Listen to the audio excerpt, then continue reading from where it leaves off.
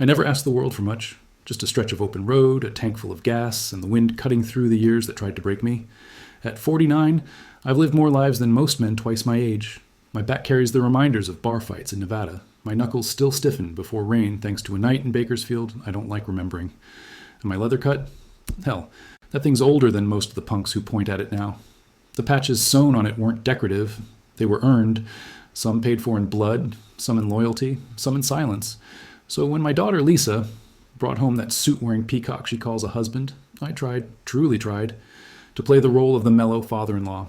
Every man deserves a fair shot, even the ones who look like they've never held anything heavier than a laptop. Brad. Even the name feels soft in my mouth. He's the kind of guy who brags about his CrossFit routine while sipping a beer someone else paid for.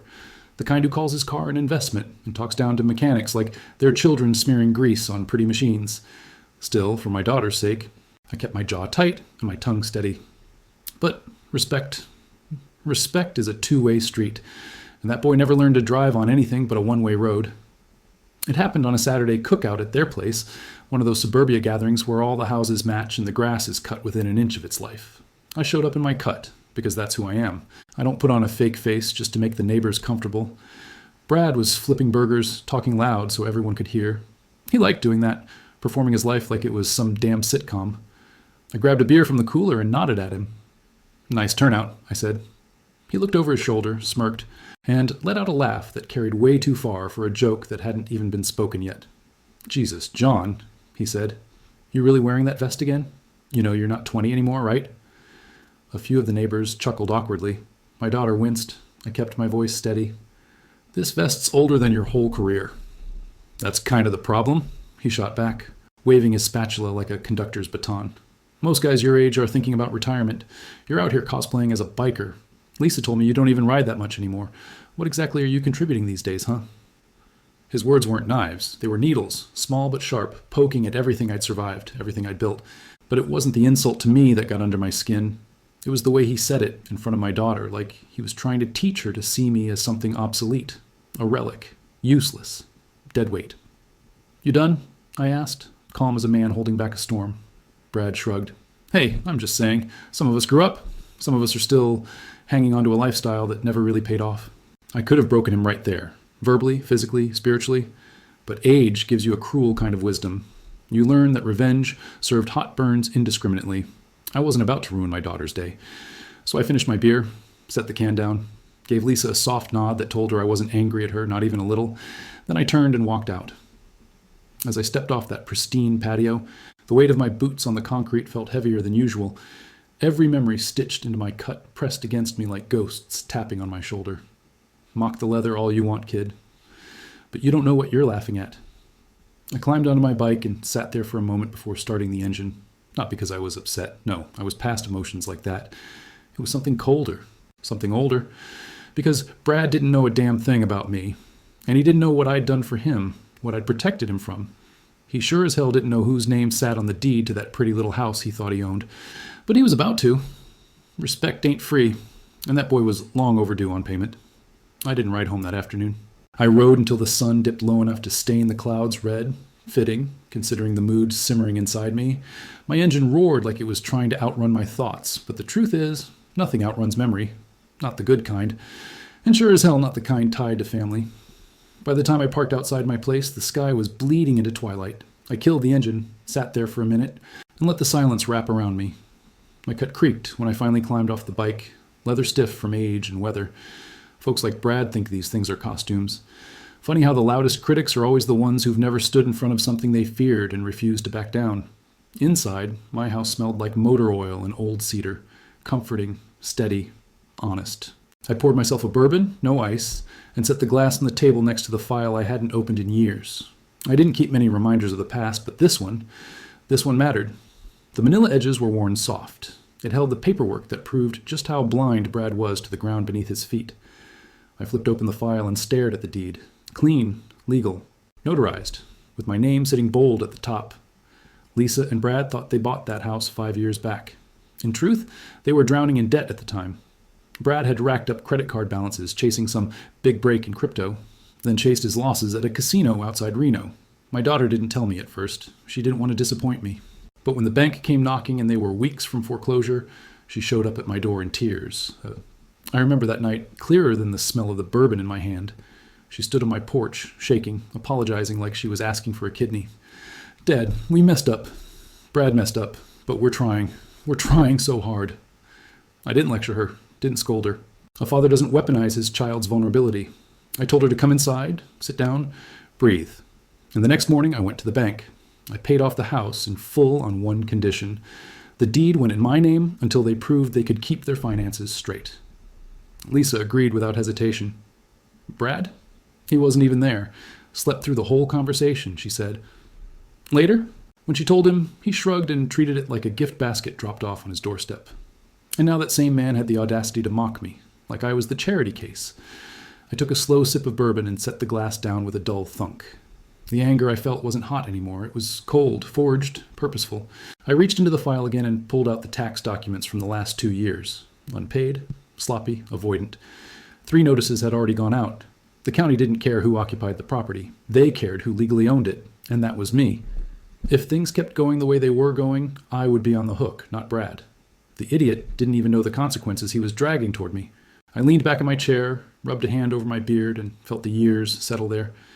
A man chooses his battles as he ages, but when someone disrespects the blood you've shed, the daughter you've raised, or the legacy you carry on your back, well, that's not a battle, it's an obligation. I opened my laptop next, started digging into Brad's digital trail. Didn't take long. Gambling sites, quick loan apps. A Venmo request from a guy whose name I recognized from a club contact. Someone who doesn't lend money without expecting interest paid in the currency of fear. Great. Just great. Brad, the expert in adulting, was inches away from getting himself, and by extension my daughter, into a world he didn't know how to survive. I opened another tab and typed in the property tax portal. Then I paid the outstanding balance myself. Not for him. For her. But the scales had shifted. The moment Brad mocked me in front of strangers, he cashed out the last of the goodwill he never earned. I closed the laptop and let the quiet settle again. My old cut hung on the back of the chair, shadows crawling over it like memories awakening. Each patch told a story, a lesson, a price paid. People like Brad think vengeance is about fists and fury. They don't understand the power of paperwork, of truth, of leverage earned through years of surviving things they couldn't spell. I drained the rest of the bourbon. Tomorrow, I'd pay my son-in-law a visit, not to shout, not to fight, just to remind him of one simple fact. A man who disrespects the foundation he stands on shouldn't be surprised when it shifts beneath him. And Brad was standing on my foundation. The next morning rose, gray and heavy, the kind of sky that feels like it's holding its breath. I rode over to Lisa and Brad's place early, before the neighborhood woke, before anyone had a chance to pretend their lives were picture perfect. My engine echoed off the identical houses, rattling the stillness. Good. Let them feel something real for once. I parked at the curb. The house looked smaller than I remembered. Funny how a place changes once you know who actually owns it.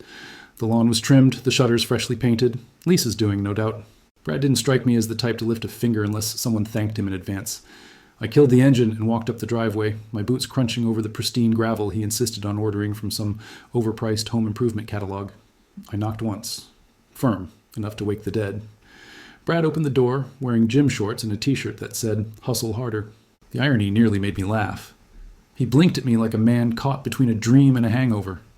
"John, it's kinda early, isn't it?" he muttered, rubbing his eyes. "Early is when men get things done," I said, brushing past him without waiting for an invitation. His house, my property, smelled like lemon cleaner and cheap cologne. I noticed the dishes piled in the sink. Lisa must have worked late again. Okay, Brad said, shutting the door. "If this is about yesterday, look, I was just joking around." "Sit," I said, pointing at the kitchen table. Something in my voice must have hit bone because he didn't argue. He sat. I took the chair across from him and placed the manila envelope on the table between us, careful, deliberate. The same envelope that held his future by the throat. He frowned. "What's that?" "You tell me," I said, sliding it toward him. He opened it, expecting, hell, I don't know, maybe a bill, maybe a passive-aggressive letter. What he saw instead made the color drain from his face. His eyes flicked over the deed once, twice. Then again, slower, like the letters were rearranging themselves in a language he'd never learned. This is a mistake," he whispered, voice cracking around the edges. "No mistake," I said. "That house? The one you brag about? The one you tell people you bought with hard work and smart planning? It's mine, Paid for, legally. Every inch of this place sits on my name. He swallowed hard. His throat clicked like a misfiring engine. But Lisa said, she told you what she needed to in order to keep the peace. Your peace. I leaned forward, elbows on the table, leather creaking. She didn't want to embarrass you? Me? I'm past that courtesy. His hands trembled as he set the papers down. You can't do this. I already did, I said. 5 years ago. He shook his head, breathing fast. But I live here. This is my home. No, I said, voice low and even. It's my house. Whether it stays your home depends on how you treat my daughter and how you treat me. His eyes darted around like he was searching for a loophole, an escape hatch, but there's no outrunning ink on paper. I let the silence hang, thick, heavy, suffocating. Men break fastest when left alone with the truth. Finally, he whispered, What do you want from me? I looked him dead in the eye, the way I'd stared at men twice as dangerous and half as foolish. I want you to straighten up, I said. Stop gambling. Stop borrowing money from people who make me look like a saint. Stop hiding debt under the rug like a damn child. And above all, above everything, you show my daughter the respect she deserves. He flinched, cheeks flushing with shame or fear, maybe both. And as for me, I added, you don't mock the cut. You don't mock the life I lived. You don't mock the scars that built the woman you married. I didn't know, he stammered. You didn't ask, I corrected. That's your real problem. He pressed shaking hands to his forehead. What if I can't fix all of this? I leaned back, folding my arms. Then you'll find someone else to mock when you're packing your things. That hit him hard enough that he sagged in the chair like someone had let the air out of him. Good. A man who falls apart that fast has no business pretending he's strong enough to belittle others. A moment passed. Then he whispered, I can do better. I'll do better, please. It wasn't the please that mattered. It was the fear behind it. Fear is honest, raw, useful. I stood up, picked up my cut from the back of the chair, and shrugged it on. He watched me like a condemned man waiting for the judge to speak. This doesn't have to be a war, I said. But understand this.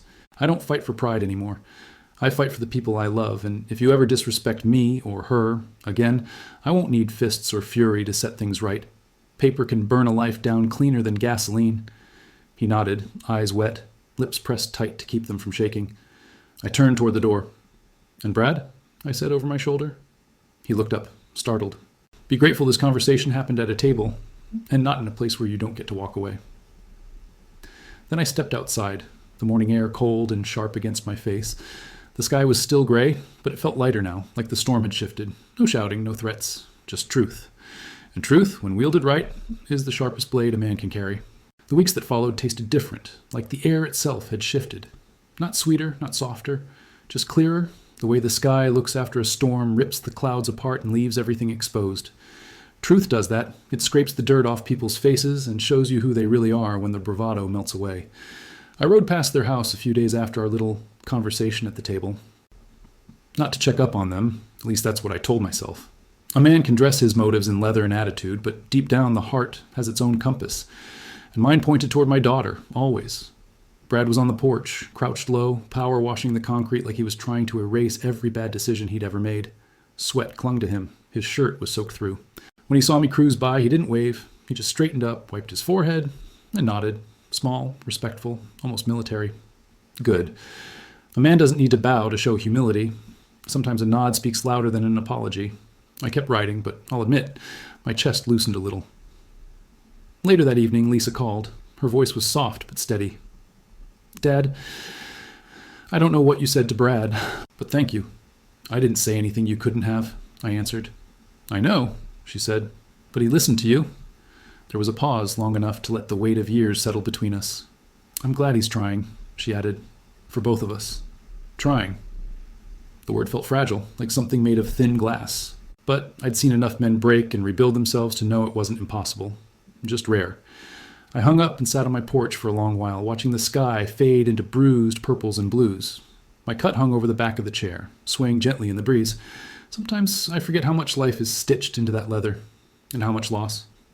Each patch is a memory, each tear a lesson, each stain a reminder that I made it out when others didn't.